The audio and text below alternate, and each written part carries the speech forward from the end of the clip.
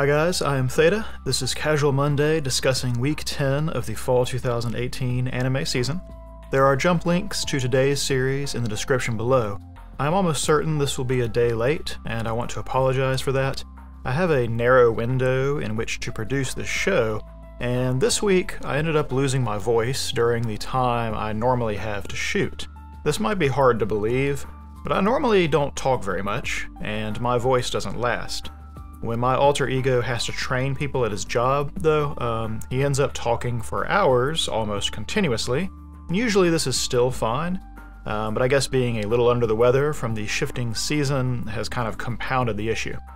I'm going to try to make it through today's taping with copious amounts of hot tea. I've also rearranged the sections a little bit differently to put the longer ones first, just in case my voice goes out again. Because of skipping last week due to time constraints, I only just got around to watching these last two episodes for several of these shows, and so today is a little bit more like a survey of major points from those episodes, rather than a neater rundown of a single episode. At the end of today's sections, I have a bit explaining how I am going to change up this show, and the status of the backlog shows that I am working on concurrently, as well as how all of that relates to next season. The short version is that today is the last time that I will talk about any of the shows which extend beyond this fall season, as I will not be doing Casual Monday in the winter season. Again, the full details will be all the way at the end, so let's get started.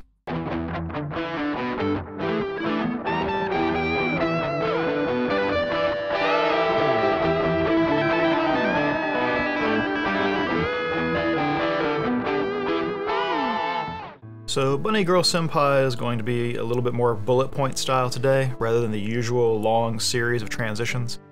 This will be true for some of the other sections as well. Starting off, as we suggested last time, the cabinet did contain some memento from the past, and Sakata, being the one who discovers it, allows Mai to retain plausible deniability. It's notable that Sakata simply held on to this information until the right moment, rather than forcing the issue immediately. As he says, he is eager to get back to his lovey-dovey existence with Mai, so it's not like he has no motivation to solve their crisis as soon as possible.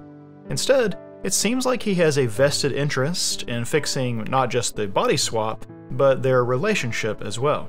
It is pointed out that it's their appearance and not their inner selves that swapped. Mai still woke up in her normal bed to answer her normal phone when it first happened. There was not a situation of Nodoka waking up in Mai's body and bed. I feel like what this implies is that it is only the impression of the other person that they are co-opting for the meantime. That is, each puts on a superficial representation of the other person. It's not who the other person is, but their impression of who the other person is. One of the things these two episodes put a lot of effort into is representing which person each girl is supposed to be moment to moment. This is mostly performed by the voice actresses, shifting their delivery to be more Mai-like or more Nodoka-like, depending on who they are speaking to. If it's Sakata or each other, they deliver like their real selves, but to anyone else, they attempt to deliver in a way that matches their outward appearance. Even the animators will get in on this. When Mai as Nodoka is addressing Sakata, she has Mai's normal, confident posture. Conversely, Nodoka as Mai will let her insecurity show in her body language whenever she's around just Sakata. We'll talk about it again in a minute, but you can tell that the paparazzi snapshot at the end was of Nodoka rather than the real Mai, just based on how she is carrying herself. Now, I spoke about this with a few of you in the comments from last time, but it seems that this arc was not just about Nodoka and her turmoil, but about Mai as well. Even the brief discussion between Futaba and Sakata at the end seems to hint toward Mai having some envy toward Nodoka. After all, if they didn't actually body swap, then it should have been possible for Nodoka to simply take on Mai's appearance without Mai needing to change at all, right? I think this distinction is important for that reason, that it tells us Nodoka is not the only person being affected by this particular iteration of adolescent syndrome. There's even a clue in the preview from the previous episode. Usually only one girl delivers the final line, but last time it was multiple, as if cluing us in that multiple girls would be the focus. Now, we understand pretty well Nodoka's envy, but what do we think is afflicting Mai? Their discussion over the letters will reveal that Mai treasured them, that her little sister stuck out in her mind as different from all of the other people that were surrounding her whirlwind existence. Mai derived some of her motivation to keep going from the encouragement that Nodoka gave her. Is it possible that Mai partially just wanted to understand her sister better, bothered by the distance which had been enforced between them by their competitive parents? And is it possible she was jealous that Nodoka still had their father in her life? While Nodoka and her mother are at odds, it still seems like she has a better relationship than Mai has with her own mother. Nodoka had parents to run away from to start this whole crisis, but Mai is completely independent, and apparently has been for years. Is she actually envious of how Nodoka's mother reacted at the idol high five line, and how obviously concerned for her daughter she was? Additionally, Nodoka complains about how utterly professional Mai is, but is it possible Mai wishes that she could occasionally be just a little less responsible? A little more like her younger sister? I mean, even her relationship with Sakata is a constant ebb and flow between how she wants to act and how she thinks she should act, and how honest she can be varies from moment to moment. She even relies on Sakata to know the right moment to reveal her own feelings towards her little sister. For Nodoka's part, she actually started out thinking of Mai as One-chan, and called her that before and after meeting her, including while writing the letters. But when she found out that they are not full-blooded sisters, not only did she stop writing, she felt like she could no longer call Mai One-chan, because she was being a hassle and maybe misunderstanding their relationship. Maybe she was embarrassed at not understanding as well, but it seems that she never stopped thinking of her that way, which is why it's all she calls her when she's around Sakata, and why she nearly slips up and calls her that in the previous episode. When they meet up again at the end of this episode, after she's seen the treasured letters, she goes right back to calling her One-chan, as though the imagined distance between them was closed the moment she realized that she really did matter to Mai. It's like the two sisters wanted to be sisters all along, but the family situation and the enforced competition created an artificial contention that they just went along with. However, Nodoka showing up at Mai's house when in crisis, and Mai simply taking her in, was already a hint that the divide between them was not very substantial. They were just too much strangers to understand how to be honest with each other, both with their negative and positive feelings. Now that this barrier is removed, it's little wonder that they want to try living together. Nodoka gives the excuse of having another fight with her mother, but I feel like that really is just an excuse. The reality is that she and Mai want to repair their relationship, and their best chance is to simply cut their parents out of the loop entirely.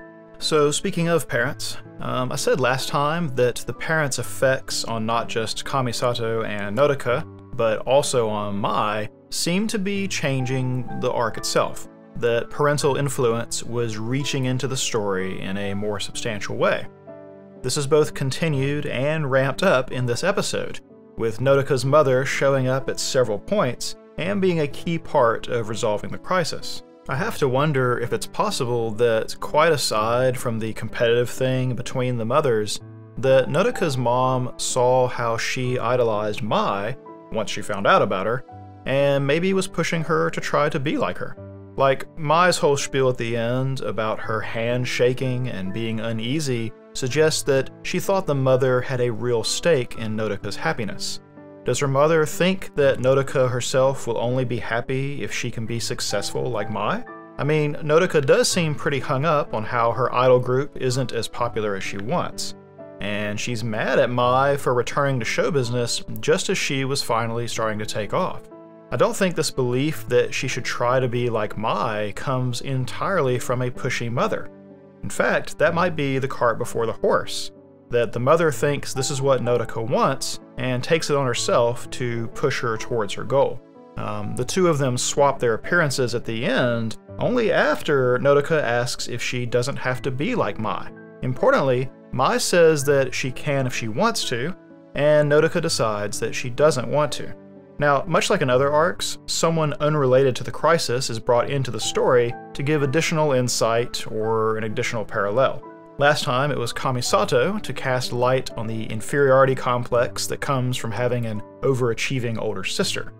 This time it is Sakata's dad to cast light on the uncertainty and difficulty inherent in being a parent.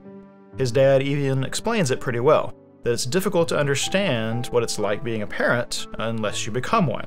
Sakata gets to support Mai's own observation of Nodoka's mother's uncertainty, and I think understanding that underscores that there isn't a single path to success or happiness. Copying Mai is not the only thing that can make either of them happy.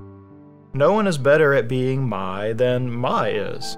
Mai seems to Nodoka to be better at being Nodoka than she is too, but if that's so, it's only because Nodoka has been trying to be Mai. And of course, Mai is better at that. Nodoka isn't going to make herself or her mother happy until she decides to do whatever it is that she is best at, a Nodoka that no one else can be. Let's see, there is a scene where Kaede has put on her school uniform, and first Sakata and then Mai see her.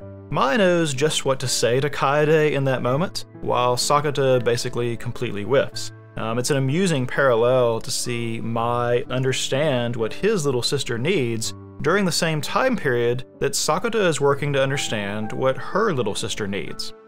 Quite aside from the effectiveness of that as a storytelling tool, I think this says to us that each of them is serious enough about their relationship to feel like they have a stake in the other's family. But that seriousness looks like it is going to face another test.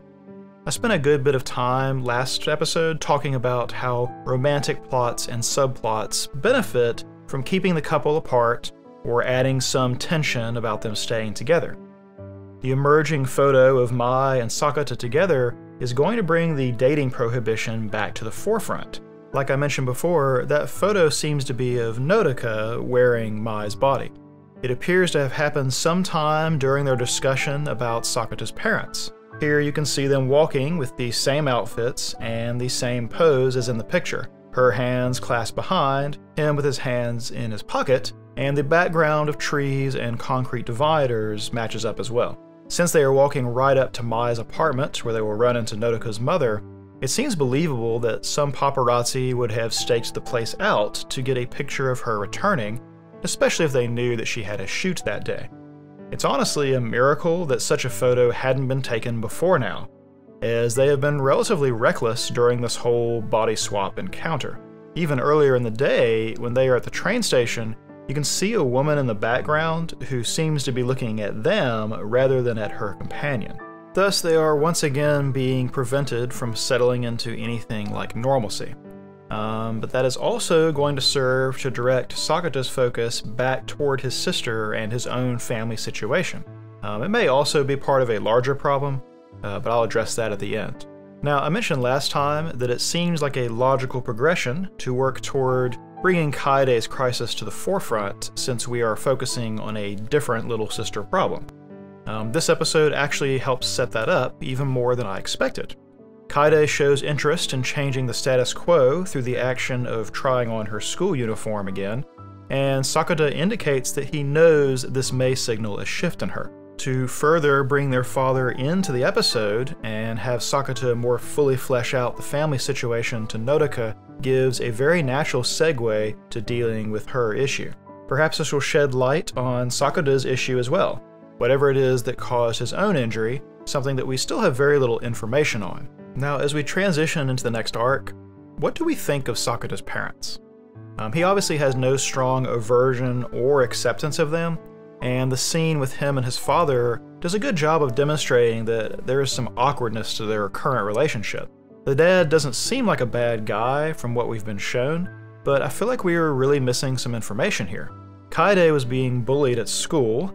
This manifested as physical damage to her, and yet it was the mother so freaked out by this that she had to be hospitalized, and has remained hospitalized or in some kind of recovery all this time, to the degree that it precluded either parent from actually taking care of their children. Like, surely there is more to the story. Now, I may be way off, but I want to point out something that might give a clue. So far in the series, each of the girls we see go through adolescent syndrome actually wanted some aspect of what happened to them, but the end result was like a monkey's paw version of their wish. Mai wanted to go to a world where no one else knew her, and instead had such a world come to her, nearly replacing her reality with one in which she was invisible to all. Tomoe was so obsessed with perfectly fitting into the atmosphere and predicting what kind of person she needed to be that she caused a time loop where she is stuck trying to get the perfect outcome, unable to move on until she does. Futaba has a situation where she wants two different things and to think of herself in two different ways, and rather than choose, she ends up with two versions of herself. This time, Nodoka and Mai both want to understand each other better, I think, and Nodoka's method thus far has involved her trying to emulate Mai, with the result of them getting to live the other's life in a very literal sense. So if that pattern is intentional, what can we guess that Kaede wished for that instead resulted in suffering physical damage from verbal abuse? Was there some outcome she wished for, and the injuries were simply the means to that end? We don't know enough about their family situation to make a good guess yet, I don't think. But just to give an example, what if what Kaede wanted was to be closer to Sakata, to have a life with just the two of them in it? Despite the awful sequence of events that led there, that is almost what she got, right? I'm not saying that's what it is, but do you understand what I mean? That the question to ask is what Kaede herself wanted in all this?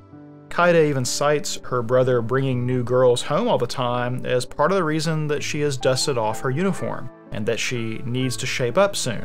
That at least suggests to me that something about their family situation is part of what incited all this, not just her friend situation. Finally, to circle back to the dating prohibition, this may end up being just a small symptom of a larger problem. There's a reason that entertainers have so many challenges in trying to keep their relationships healthy, and I can see setting up Sakata and Mai to have a crisis going into the final arc.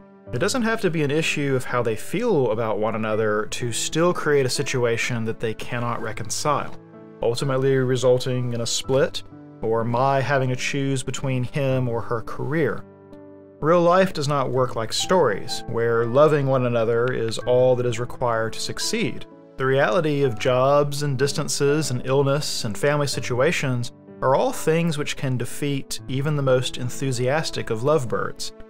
Hating the truth of that is probably why we like such stories in the first place. I bring that up because it looks like Kaede's arc will be the final one for our series. However, there is a movie intended for next year that will contain the arc after that one, which I presume to be the final arc to the whole story. I said originally that I thought Shoko would end up being the final boss, and it now looks like that will still be true, that the movie will be about her and Sakata, and however their present situation relates to Kaede's original conflict in the past. Remember, Shoko is basically Sakata's first crush, though it was the older version of her that he met at a critical point in his life. I can see how the stakes for that arc would be upped considerably if he and Mai are facing some true roadblocks to their own relationship at the same time. Since Kaede's original crisis was what brought them together, and since Kaede's bout of adolescent syndrome seems like it is the next to be addressed, there is a pretty natural setup to connect Sakata to Shoko in a more substantial way just as this season ends. Seeing he and Mai get pushed further apart at this juncture, it doesn't seem like happenstance. So here are my somewhat scattered notes on the last two episodes of Bloom Into You. The Sports Day Festival begins with Nanami cornering you in the storage room for a little affection, which quickly becomes more than you can tolerate. Nanami promises to be good so long as you will reward her later by being the one to initiate, to kiss her rather than only be kissed by her. At the time, Yu doesn't seem to understand the difference, but when they reach day's end and Nanami comes to collect, Yu does realize that something about initiating is different. She feels that it is a line that she shouldn't cross. Nanami decides the only fair thing is to kiss her anyway, perhaps a little more passionately than normal. And while this surprises you, she doesn't call her off, even admits that it felt nice. Internally, though, she is giving herself a list of excuses about why her reaction is perfectly normal, that nothing about this is due to having special feelings. Even the heartbeat she hears that is way too fast can't possibly be hers. I think this is the reason she stops short of initiating. Yu is trying to lie to herself about what she is feeling. If she initiates, it will mean expressing her desire toward Nanami. Doing that will mean facing the existence of that desire. It will be a revelation that she cannot ignore, a line that she cannot uncross. It's not the only example of this dissonance in the episode. Earlier, she has a conversation with Maki where she reveals that she can't fall in love, and he tells her that he is the same. But even in that conversation, Maki realizes that what she is saying and what her expression says she is feeling are two different things. In fact, I think they show us her progression inside that episode from thinking nothing of being the kisser instead of the kissee to realizing at the end that it was completely different. It starts just after this talk with Maki, where Yu decides that she doesn't have to force herself to fall in love with anyone. Just after this, though, she starts paying attention to Nanami a little more closely. Maybe she simply has relaxed her guard because of her talk with Maki, but I also think a key difference is that Yu watches Nanami when she is interacting with other people or running in the race. That is, she can observe Nanami when Nanami isn't focused on Yu herself. I think that focus makes Yu feel defensive or self-conscious. And, I mean, Nanami has basically always been the aggressor. But when Nanami's attention is elsewhere, Yu can really look at her.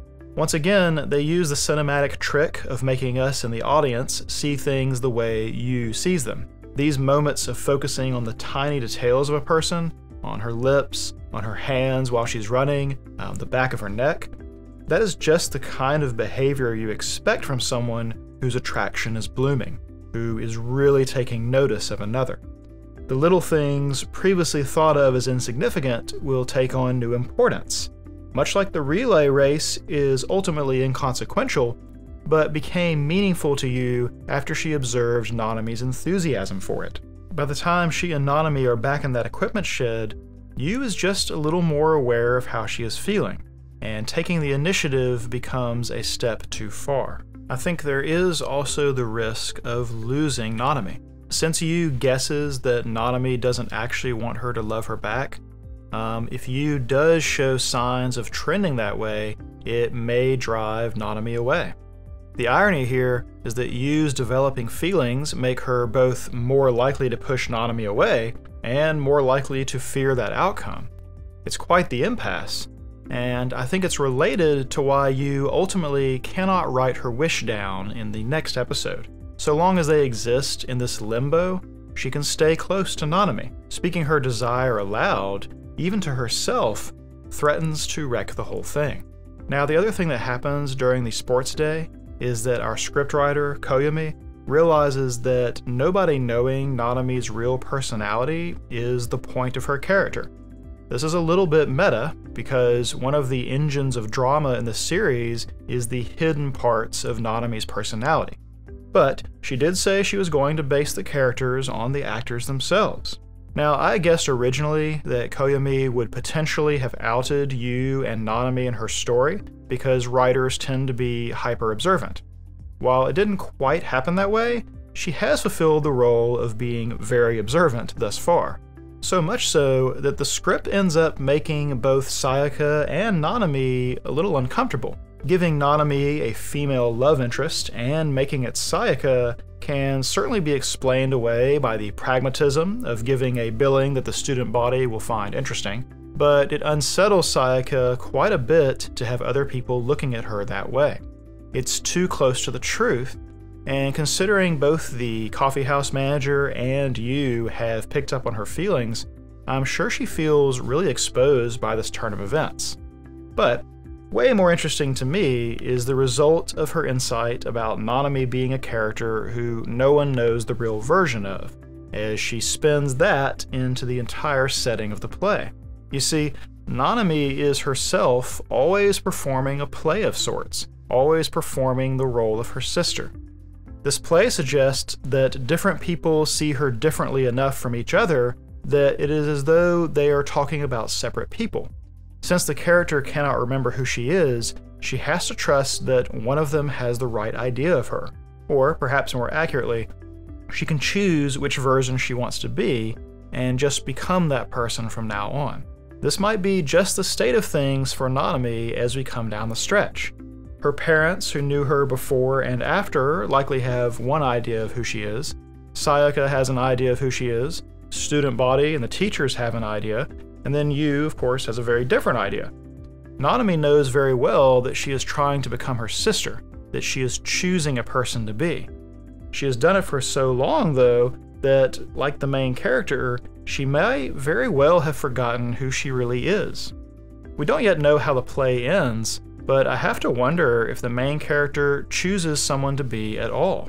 And if she does, I wonder if she bases this decision on the version of the person presented to her, or if she bases it on how she feels about the person who presents that version to her. By the end of the episode, we get a better sense of why Nanami is so determined to become her sister. She seems to harbor some guilt over her sister's death because it could have been her going on the errand instead. Thus, she is not just on a mission to fulfill her sister's goals of being student council president and then performing the stage show. It doesn't end there. That is something we had wondered about before, and then Sayaka and Yu also wondered to each other. Rather, it seems Nanami intends to completely replace her sister in life. In the flashback, we can even see that she used to wear her hair short while her sister wore it long, and so she is even trying to emulate her physically as well. This may be why she has pushed everyone to arm's length, as Sayaka has noticed, and why, even though she finds Yu attractive, she doesn't want Yu to be invested in her. Being her true self means abandoning this mission of replacing her sister in the world, and she is hostile to that idea, something we see in the way that she is immediately cold when her father tells her that she doesn't have to do the stage show. If Yu were to love the real her, she would be tempted to let that version of herself take control, and that is incompatible with her 7-year mission to fill the sister-shaped hole in the world. Thus, Nanami has strong reservations about letting Yu really love her. Likewise, earlier in the episode, we learned that Yu doesn't just fail to fall in love usually, she fails to get invested in anything at all. This includes having very little direction for herself, and so she will easily get led around by the nose by those who are a little bit more passionate about things. Her friend Natsuki understood this about her and did her a solid by not asking her to continue softball with her at a different high school. Sure enough, when she was not hitched to someone propelling her toward that club, she did not choose it. Instead, it is Nanami who basically coerces her into the student council. The difference, though, as Natsuki notes, is that Yu cares enough about the student council to complain about it. That is, it matters to her. She doesn't let it roll off her back like water off of a duck. Not only has she been edging closer toward real affection toward Nanami, she's been edging towards realizing that about herself. So I think perhaps that part of why she doesn't want to admit it is not so much because loving Nanami is so unpalatable, but because she's never cared much about anything. It's quite the disruption to her understanding of herself, and I think some natural resistance to that kind of shakeup is believable. Finally, I'm starting to wonder, are we going to get all the way through this series without Nanami and Yu getting busted?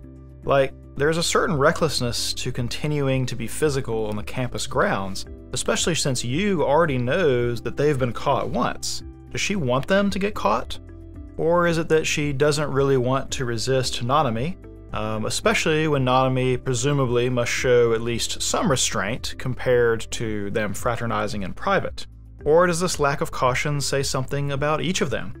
It's completely incompatible with the persona that Nanami projects, something the hyper-responsible student council president would never do, if that was who she really was.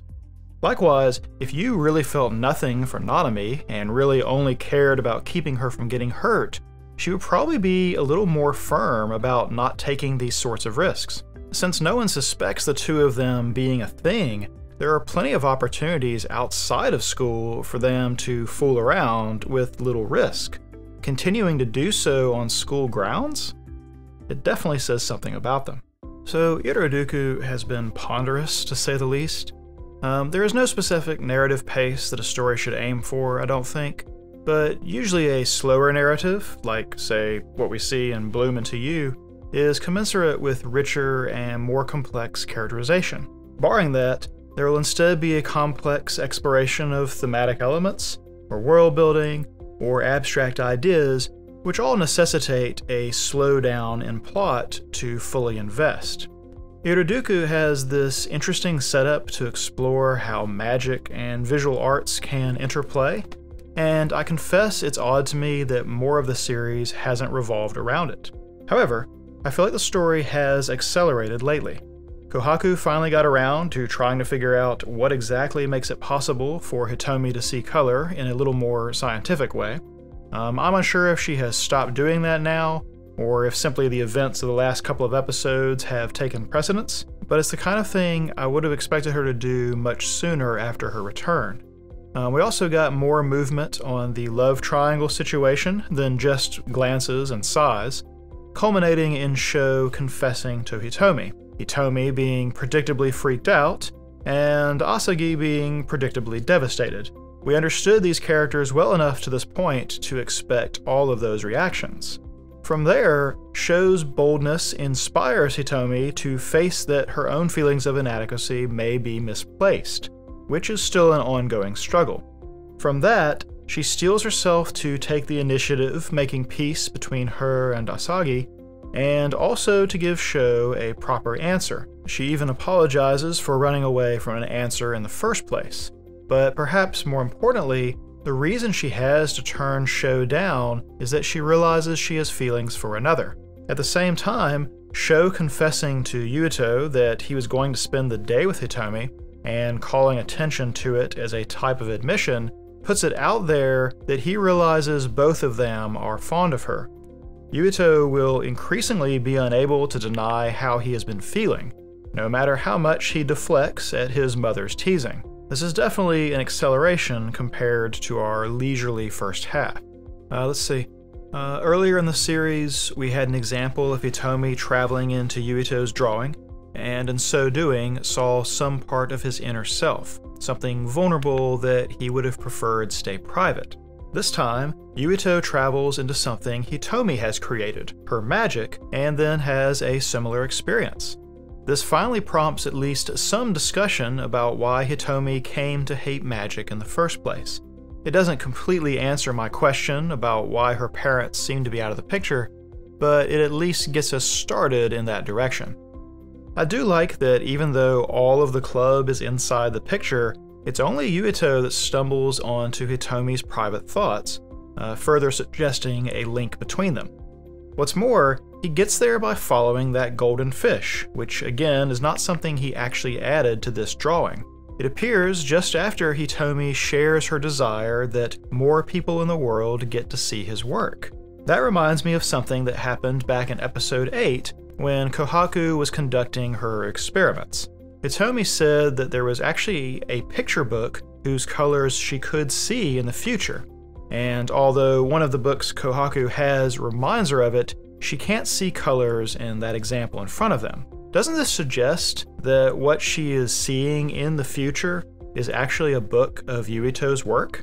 Taking that with Hitomi's encouragement, is it a stretch to guess that despite what Yuito said earlier in the series about not pursuing art as a career, that maybe his involvement with Hitomi will change his direction on that matter? I bring it up because it suggests a stable time loop. That is, Hitomi's question about what she came here to do is at least partially answered by looking at the future. Whatever she does in the here and now is something she always did. The future she came from is not different than the future she is creating with her actions right now. In fact, this episode we learn that Kohaku has found someone to make the Star Sand Watch, confirming what we said long ago about how her future self would have needed to start gathering moonlight for that spell almost immediately for the events in episode 1 to be able to take place. So the thing that has prompted her to prepare a spell to send her granddaughter back in time is the fact that she knows her granddaughter was sent back in time. Does this mean that Hitomi will eventually return to the future? Or does it mean she grows up alongside Kohaku, and that her younger self actually exists alongside her much older self in the future without actually knowing it? I mentioned earlier in the season that we might build to some point where Hitomi had to decide if she really wanted to return to the future, which was her original crisis, or if the people she met and the life that she carved out here would compel her to abandon that first goal. However, she actually answered this question at the end of episode 8. She wants to stay. Structurally speaking, I think that suggests that she will not be able to stay. Either the magic expires and she returns automatically, or she makes some decision about confronting her past that requires she return, or her magic somehow leads her back to her original timeline. But dispelling the mystery about what she wants that early makes me think that she will not get her wish, especially with how troubled Kohaku appears at that admission, and her comments about how difficult it is to make someone happy with magic. Assuming the stable time loop theory is correct, it means that Kohaku's future self that sends her back also knew that Hitomi would return. Right now, that seems like it would be devastating for Hitomi after the progress she's made. So I really am curious how the supernatural conflict and her character growth are going to intersect. Last thing, I just wanted to point out something that I've skipped over before, which is the way that the activities of several characters relate to their personalities. Asagi is quiet and meek like the rabbits that she loves to photograph. She does not seem to know how to take the initiative. Sho gets so focused on the details that he can easily miss the bigger picture, evidenced both in the recruitment demonstration and in his own inability to see how Asagi feels about him. Kohaku's reckless enthusiasm for magic matches her own lack of social caution, but both of them create tangible results that will capsize the status quo. And Yuito and Hitomi both struggle with the creative expression assigned to them and with navigating relationships. As both get more confident or accomplished in their art or magic, there is a corresponding improvement in their relationships, especially to one another. So for that time I got reincarnated as a slime, our last 2 episodes introduced the group of ogres and brought them into the fold, yet another addition to Rimuru's monster empire. They are substantial fighters with a varied set of skills and personalities, and so even without the hint provided by the credits, I would assume that these new characters will form a core part of the interactions from now on. The best evidence for that is their strong sense of purpose. They have a tragic past that unites them, a rigid set of loyalties that bind them together and sort them into a hierarchy, and a shared goal of avenging that tragic past. Their mistake at first of believing that Rimuru must be associated with the Maijin that wrecked their village may have been rectified, but it actually raises questions of its own. Are mask-wearing Maijin usually all working toward the same goal? Remember, the hero was wearing a mask originally, and after Shizu kind of came to her side, she also started wearing a mask, but they seem like they would be opposed to the actions we see this Maijin taking.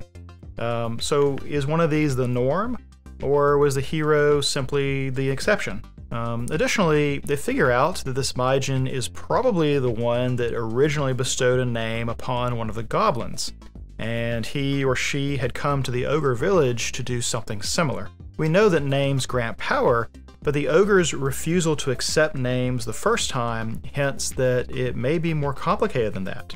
After all, Bildora gave us our first introduction to this naming concept by explaining how it binds them together.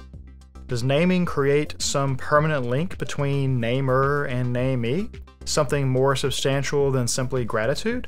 That aside, I must confess I'm a little dubious about the way characters are being introduced into our series. If you recall, I guessed that the Oni would turn out to be some of the kids that Shizu once looked after.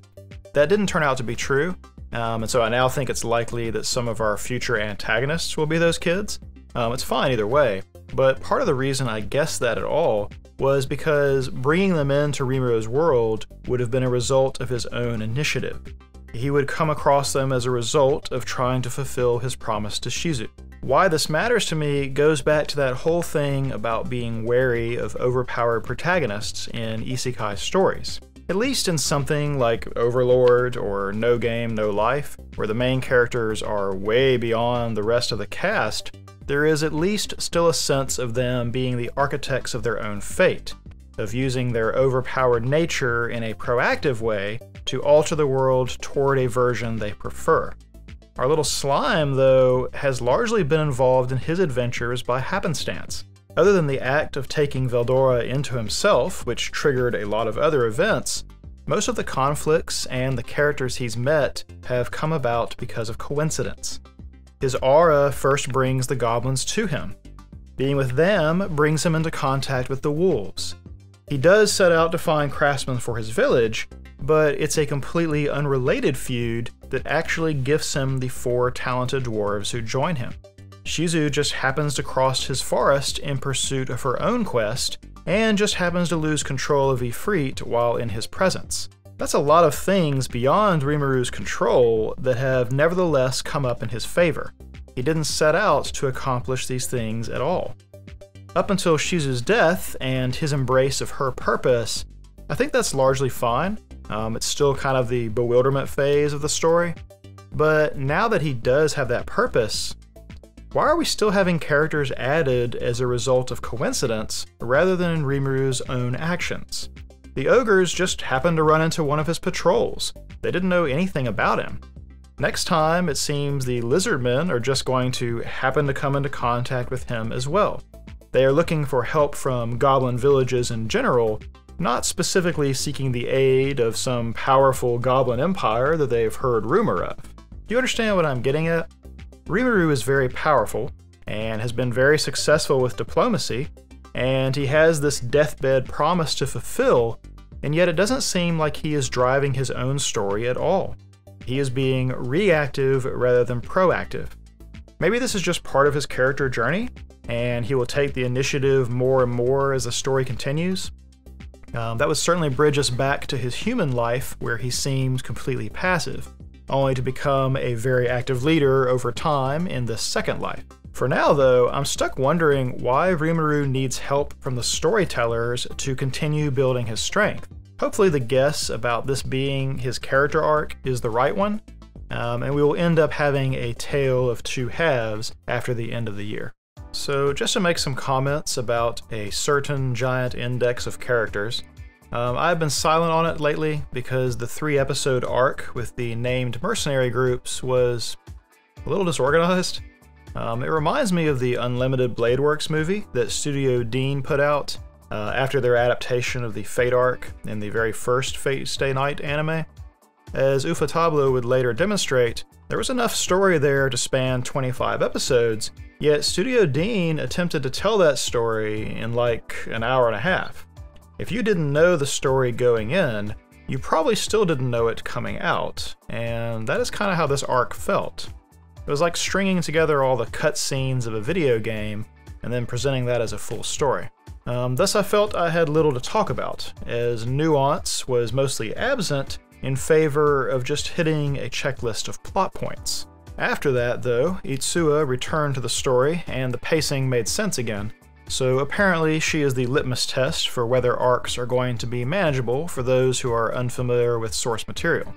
Which bodes poorly for this new arc, but I actually don't have anything to say about it. Instead, I just want to make an observation about the 3 girls closest to Toma, who are each suitors in a way. I noticed that they all have a different orientation to him that got highlighted in the Aqua of the Rear arc.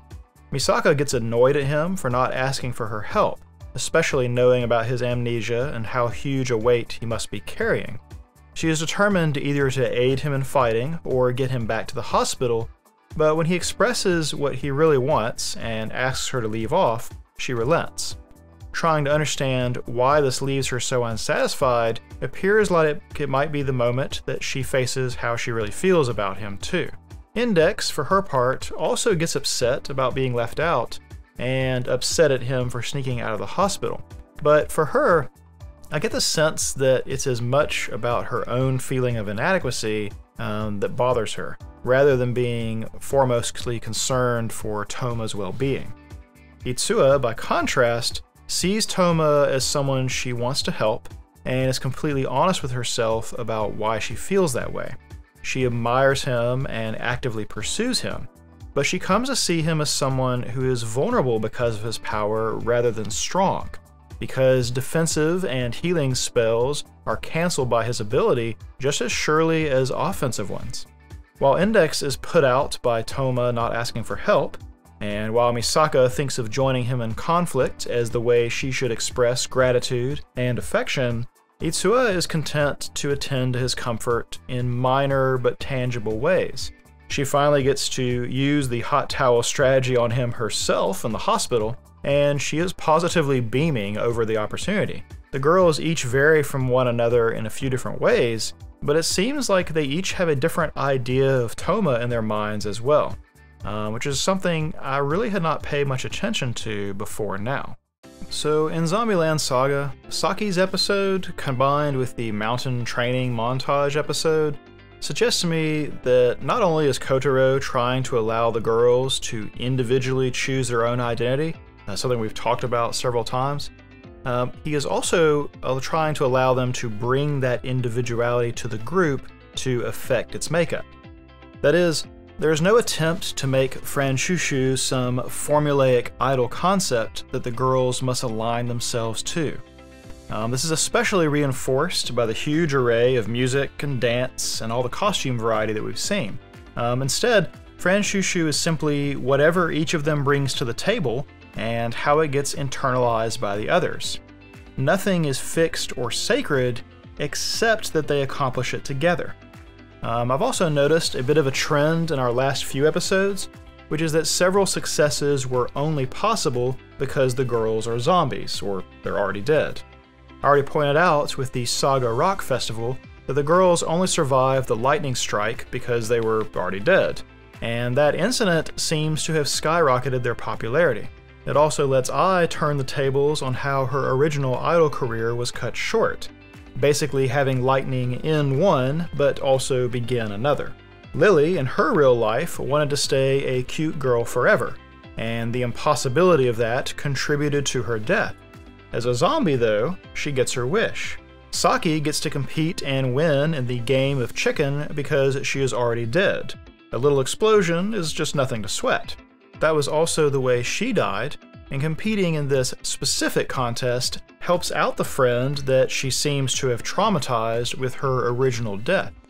There is a clear trend here, right? These girls are having successes which somewhat rectify the circumstances of their deaths, of having their potential cut short.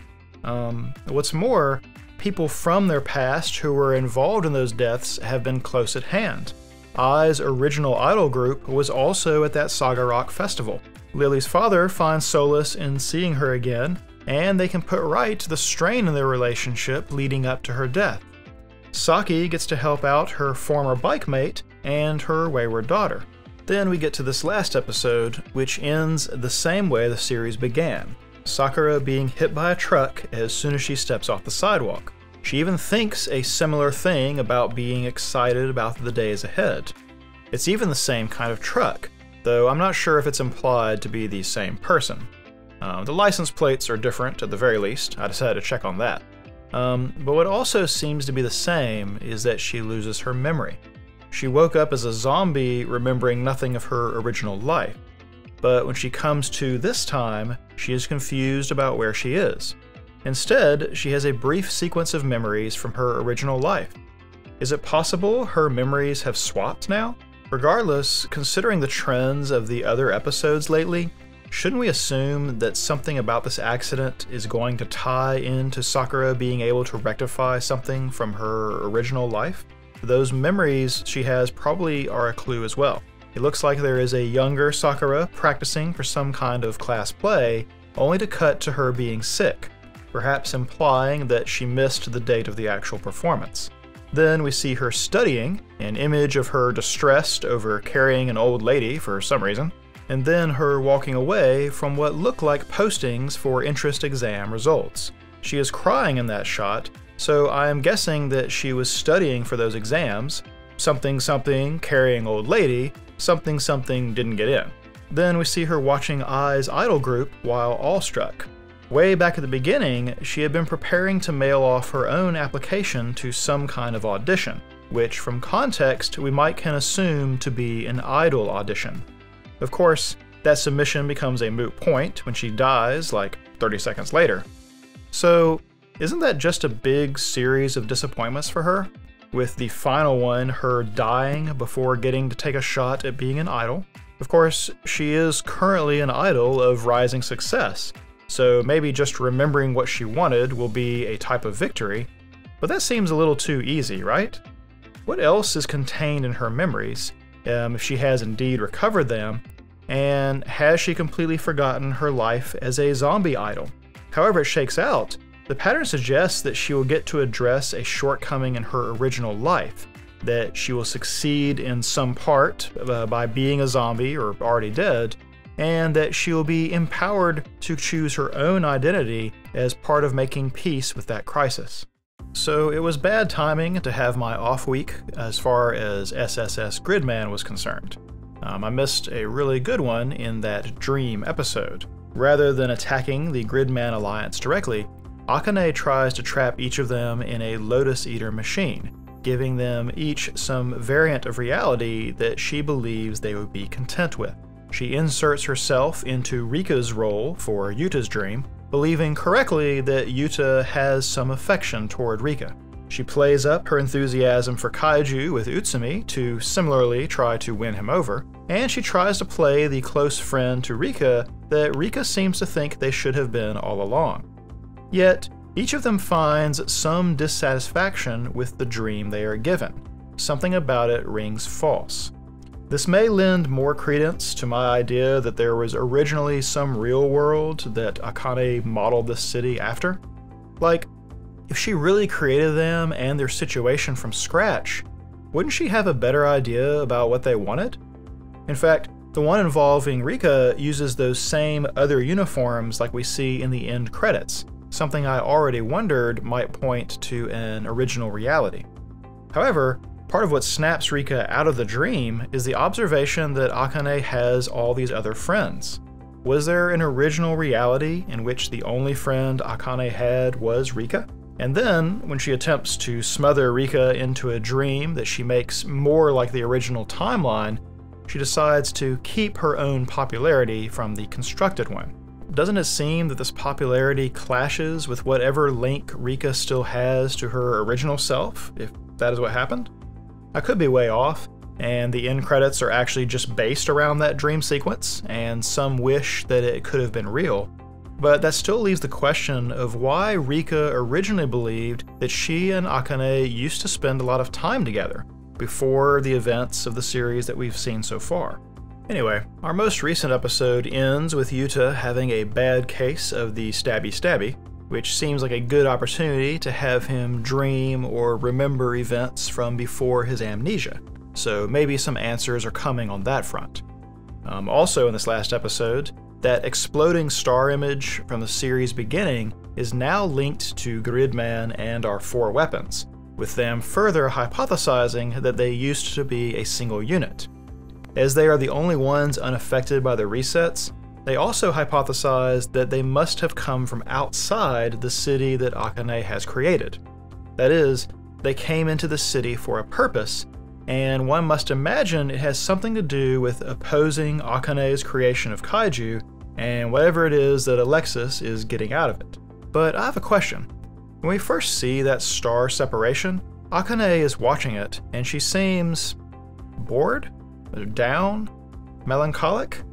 Like, I have wondered up until now if we were seeing Akane before meeting Alexis and all this other kaiju-related stuff, and that maybe that starburst was Alexis or some other inciting incident.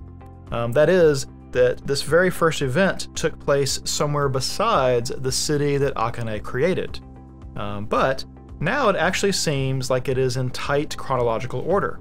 They entered this created city, and the very next thing is Yuta waking up with no memory of himself, but also linked to Gridman. Akane seemed to know him already, so maybe Yuta was already here, but Gridman linked up to him after that splitting apart, and that's the reason he lost his memories? Because Gridman himself has no memories from before. I am not really sure at this point. I just know that Akane was probably miserable both before the creation of this city and miserable currently.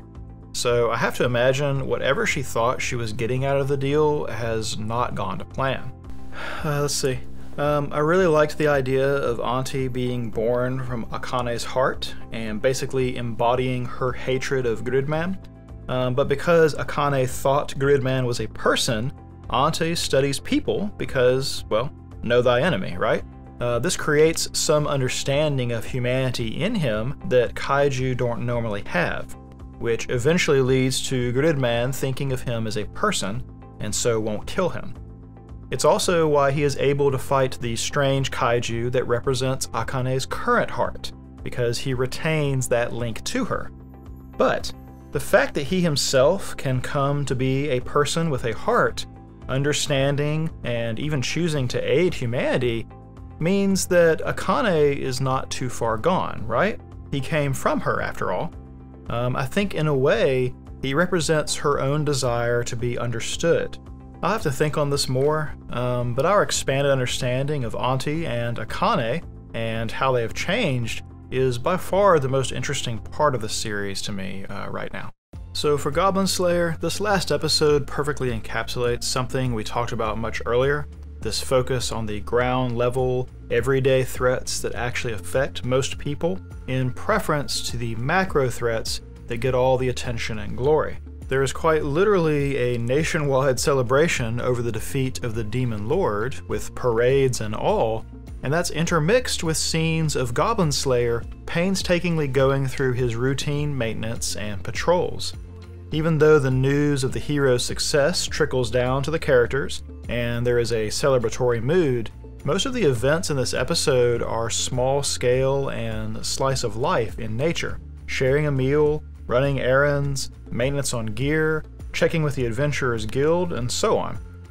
Even the letter from the Sword Maiden was about her thanks for the fact that she has regained some sanity in her daily life because she has stopped having nightmares about goblins. Yet the very first after-credits scene is Goblin Slayer recalling the last days of his sister's life, including the stew that he will never get to eat again. He had a very ordinary country boy life, even to the point of being mad with envy about his friend going to the city when he never has. He dreams of being a hero, or at the very least an adventurer, something far more spectacular than his day-to-day existence. Yet when something out of the ordinary does happen, it's not glory, but tragedy, the awful loss of his sister and home. Now, the extraordinary future he dreamed of doesn't have the same appeal.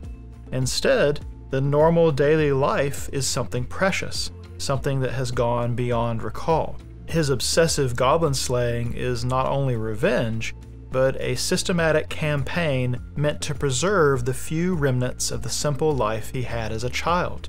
Thus he eschews glory and big game hunting. It's meaningless to him.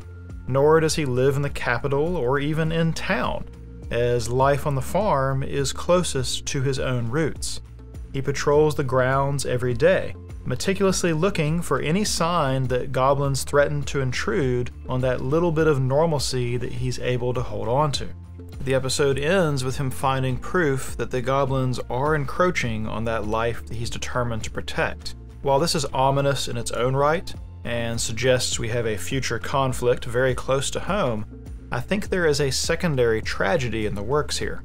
This episode spent a decent amount of time discussing the idea of planning for the future, first in the idea of training halls for adventurers, and then again when the farm girl broaches the subject with Goblin Slayer himself.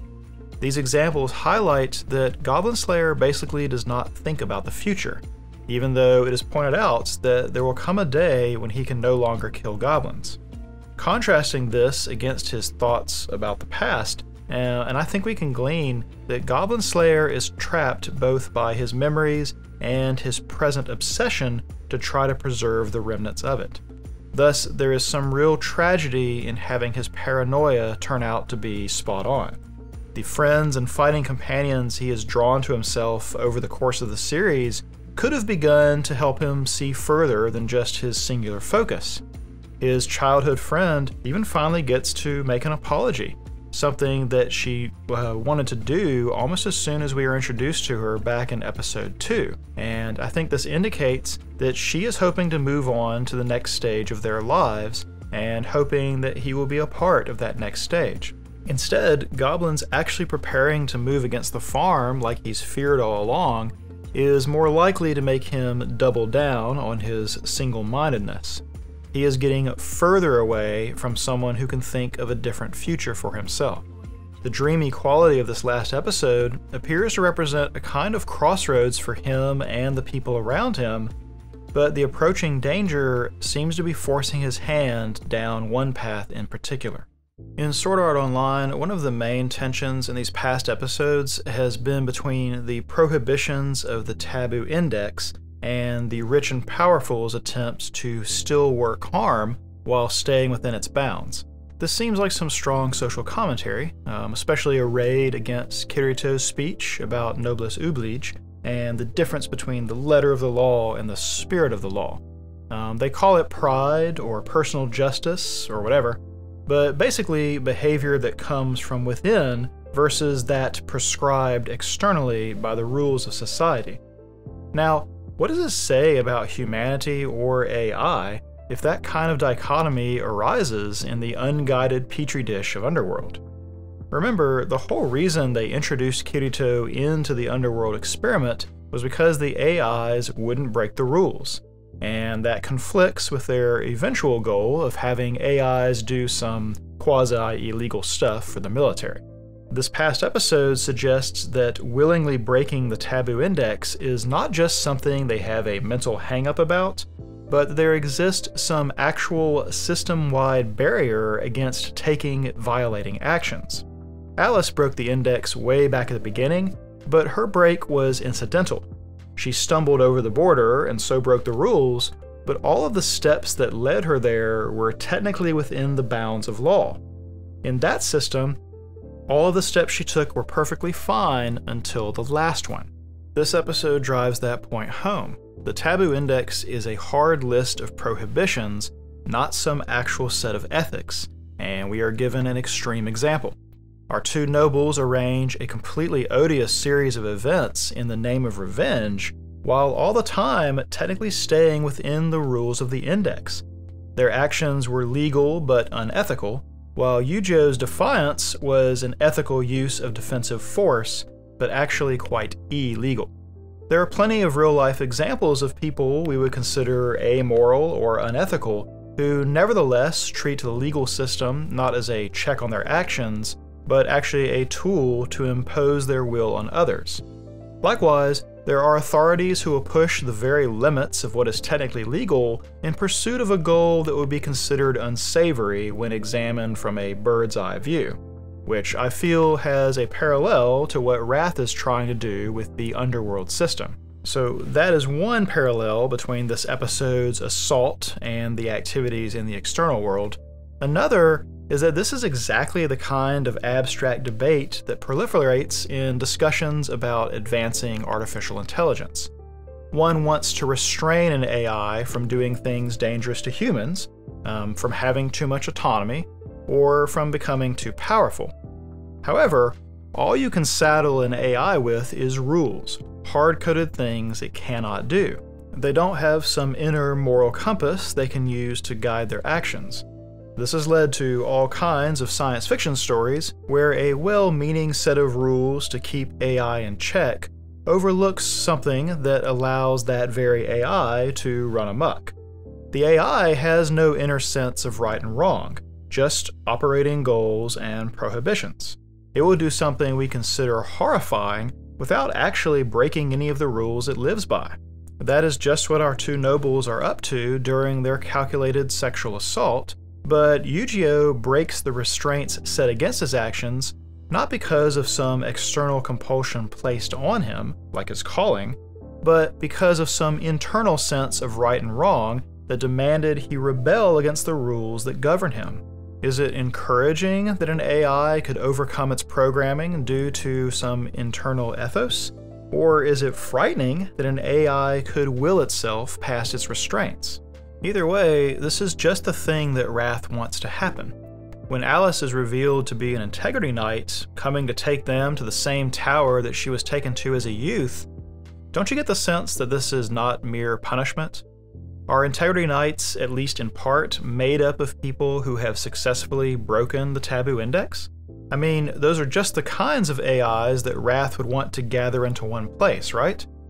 Alice at the end introduces herself as Alice Synthesis 30, which I guess could imply any number of things, but I feel like there being copies of her, or generations of her, or Alice being used as a title are all possibilities, and all of them point to a successful break of the index as something being sought out in universe. Does that mean Wrath actually has more sway over how this world operates than what they suggested to Asuna?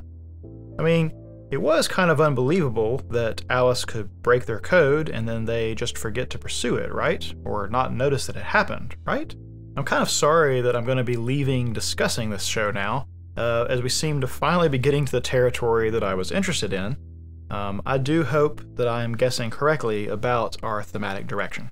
So, as mentioned in the opening, after today I'm going to stop talking about all the series that extend beyond the season. That means that time I got reincarnated as a slime, Katakuri Circus, Certain Magical Index, Sword Art Online, Run with the Wind, although I haven't really talked about it in a minute. Basically, looking ahead, I know I won't be able to continue doing Casual Monday next season, which means I'm going to be leaving all of those shows off before finishing anyway. Since that is the case, I think I might as well stop now so that I can put more time towards our struggling backlog and the final arcs of the stories that I am going to keep talking about. I do want to bring Casual Monday back one day. Ideally, every week on this channel would consist of one of the long format analysis for whatever show is chosen that season, and a Casual Monday style roundup of the other shows that I'm keeping up with. My current situation does not allow for this, but I did want to experiment with the format. I think it's more responsible for me to try these different configurations now when I am not monetized and no one is patronizing me for my content or any of that. And it's going to help me do right by everyone in the future. With that mindset, there will be further experimentation in the upcoming 2019 winter season. I want to go back to doing the long format stuff week to week like we did in the first half of this year. However, I want to experiment with choosing a show 3 episodes into the season instead of basing my decision off the premiere. This is probably not how I want to do it forever, but this seems like a good time to give that a try. I'm actually pretty satisfied with the shows that I've chosen off of their the initial episode. Made in Abyss, Land of the Lustrous, and Darling of the Franxx all proved to be great subject matter, and the 2 that I would have chosen for summer and fall, Rayview Starlight and Bunny Girl Senpai, would have been appropriate selections as well. But in case I want to wait to choose in some future season, this will be an opportunity to see what that is like. The time that I gain from these 2 decisions is going to go towards our poor backlog. I confess that the Made in Abyss finale was way more than I bargained for. Because Made in Abyss was my first try at this whole YouTube thing, my earlier videos in that series are my roughest and sloppiest work. So I really wanted the end to be a substantial improvement, and I wanted to take time to look back at the work as a whole.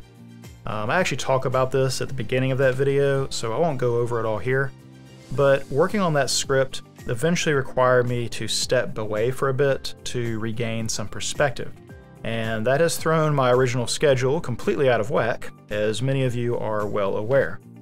It's still not done, but I'm way happier with it now, and I look to finish it soon. I appreciate everyone's patience. I don't blame anyone for being frustrated with this long delay between the final 2 videos. So the immediate future looks like this. I'll finish out Casual Monday for the 6 or 7 shows that remain, wrapping up the Maiden Abyss finale somewhere in that time. Then I'll resume Land of the Lustrous and work on it exclusively up until the 3rd episode of whichever I choose for next season. Whatever remains of the backlog will get worked on in tandem with next season's selection. I have a little bit of help coming my way on that. I will make another one of those State of the Show videos to spell all this out later. I just wanted to go ahead and explain why Casual Monday itself was changing a bit, let you know that it will suspend at the end of the year, and give a look at how I see the next 2 months shaking out. That is it. Thank you all very much for your time. I'll see you next week.